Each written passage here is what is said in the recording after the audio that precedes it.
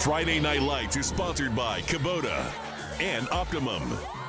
Welcome into Friday Night Lights. Just a few more games left in the regular season, so that means the stakes are high. And for this week's Game of the Week, it was one of those games with a title on the line. To Cubs Stadium. Game of the Week is sponsored by Kubota and Optimum. All right, to Cubs Stadium we go. Blackout for Brenham taking on University. Opening drive of the game, it's University who goes on the play action. Savoy Nichols on the deep shot to Keandre Brooks. He's got him. A huge touchdown to start things off. It's 7-0. Trojans. Brenham trying to answer back now. Jordan Harvey floats one to Chris Geardy in the end zone. So we'll tie this game up at 7-all, and he's just getting started. Still in the first, it's a free play. Harvey to Geardy again, fights his way in for a touchdown. 14-7 Brenham. To the second quarter we go. Cubs, they're going to go on the ground game this time. It's Jacoby Dixon who bounces it to the outside and punches his way in for the touchdown. He is the 7th flag over Texas. The 22-7. After a 2-point conversion, that would be the score midway through the second. Cubs going back to Geardy. Moss is his man. What a catch. Take another look. That sets up for another touchdown. This one to Cartel Brown, who's going to go all the way in this one. Ben Peck was able to catch up with Coach after the game as Brenham gets the big win, 43-7. Ben Peck here with Brenham head coach Danny Young's 43-7 win. Coach, offensively, we talk so much about Jacoby Dixon, understandably so, but tonight we just saw the highlight, a human highlight from Chris Guidry and those receivers and quarterback. We talk about complementary football, offense and defense, but how much important are those guys to helping create sort of a complementary offense, so to speak? Well, we see it every day, practicing against each other. We know how explosive Cartel is, and some of the catches Chris make are unbelievable in practice, if you can see our practice film. So we know what he has. It's just a matter of getting the opportunity. And, when Jacoby runs the football, you're going to get a lot of one-on-one coverage. And Cartel the last 2 weeks has been wearing the middle of the field out. And he's made some really great plays, not just in the passing game, but also in the running game and jet sweeps and stuff. And so, we're blessed. We get to see those guys every single day. So, we know what they got. They're tough to deal with in practice every day and all spring. So, really happy to see those guys show it out there and really execute it at a high level. And I thought the defense did a great job of, giving up the big play early. And then after that, they really just bowed their neck and just shut them down. And then just want to talk big picture. Last year, this was a really young team and a lot of those guys back, so maybe some improvement to be expected. But a 500 regular season last year, now you're 8-1 district champs. Where have you seen the most growth from this point last year to now? Well, we're actually really young this year. Yeah. We got 18 to 22 starters will be back next year. Our punter will be back, our kicker, and our deep snapper. So we're young. We've actually just grown a lot through the season. We still got a lot of youth, and we moved some guys around to, really try to get the most out of the kids that we got. But we have a really small senior class. We got a lot of kids coming back, and their maturity and growth was put in through, spring off season, spring football, SAC camp in the summer. These kids put in work, and they've earned everything they got. Sure thing. They are clinched the district title. They're going to be the top seed in their district. Danny Youngs, congratulations. Thank you very much. Go Cubs. All right, thanks so much, Ben. So you hear it, a district title in the bag, so that means playoff time for the Cubbies. And the fun is only getting started right here on Friday Night Lights. We have more touchdowns and more titles to get to, so stick around. We'll be right back.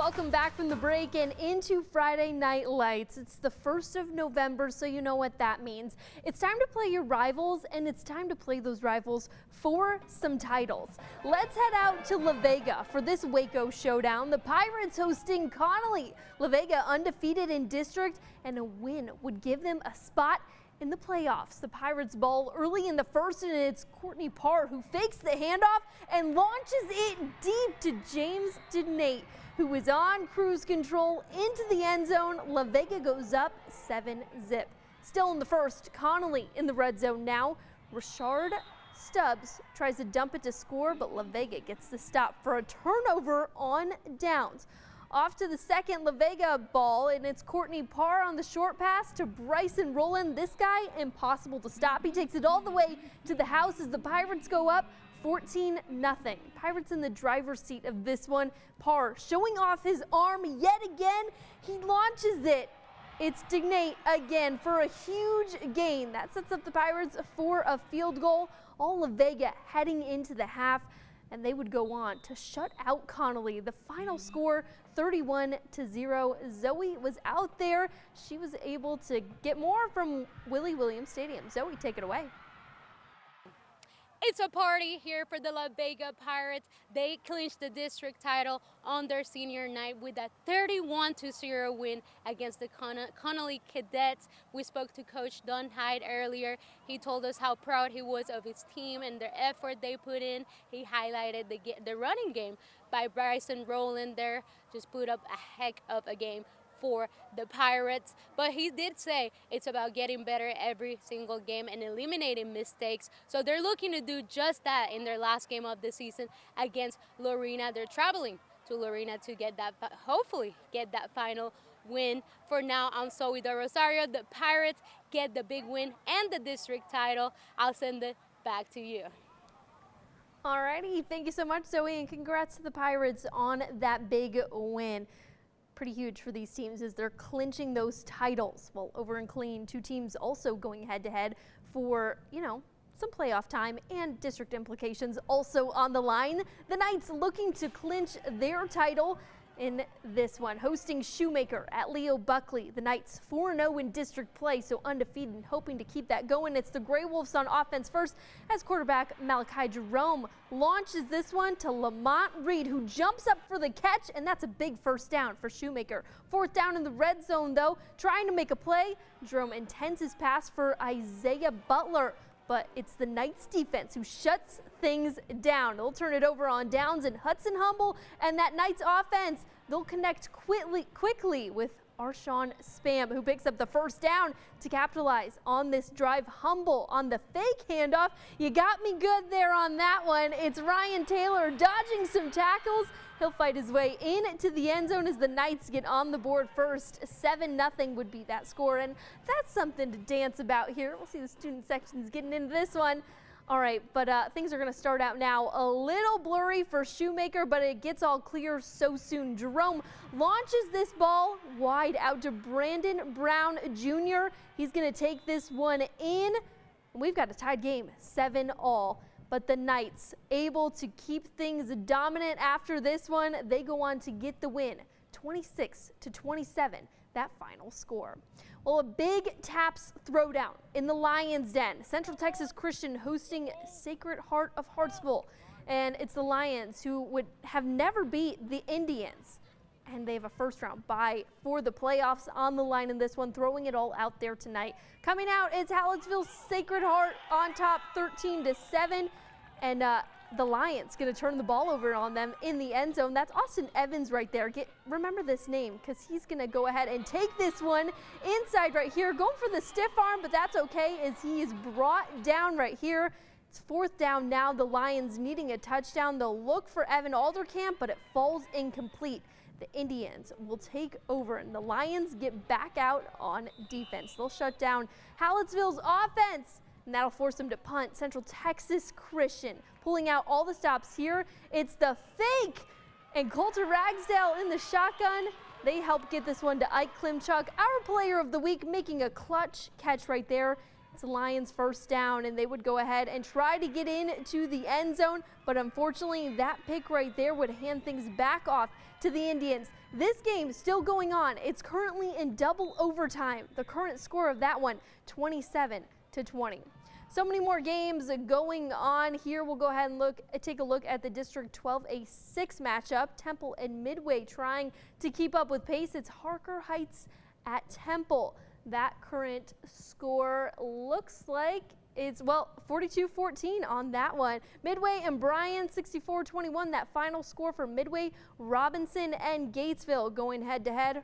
Robinson getting the dub, 24-10. Franklin and Cameron Yo. Cameron Yo coming up on top, 35, or no, excuse me, it's Franklin who comes up on top, 76-35 in that one. And it looks like Franklin will get a share of the district title with the win right there. Well, it's been fun here on Friday Night Lights. These teams just going to continue to fight their way in, and this next week going to be especially crucial as playoff implications continue to become a big part of this one. That'll do it for our show for tonight. Don't forget to watch the recap all on our 6+ app. We'll see you next week with more football action.